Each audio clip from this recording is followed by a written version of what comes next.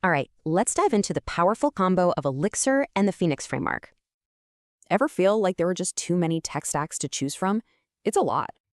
Well, a lot of people are turning to Elixir and Phoenix, and for good reason. So let's start at the beginning with the language itself, Elixir. It's actually fun to write. Now, Elixir might seem young, but it's built on a rock-solid foundation, Erlang's VM. Here's where it gets really cool. Elixir code runs in these things called lightweight processes. And get this, they're totally isolated. This is the secret to its legendary fault tolerance. It's all managed by what's called a supervision tree. Think of it like a safety net. Basically, if one part crashes, it doesn't take down the whole ship. Super reliable. Okay, so how does this apply to web apps? That's where the Phoenix framework shines. Phoenix gives you a clear path. It's opinionated, but it won't box you in. And right at its core, you'll find a neat little library called plug. Every single web request flows through a pipeline of these plugs, each doing its own job.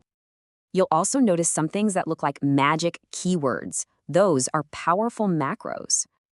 They might seem a bit mysterious, but man, they keep your code so clean and expressive.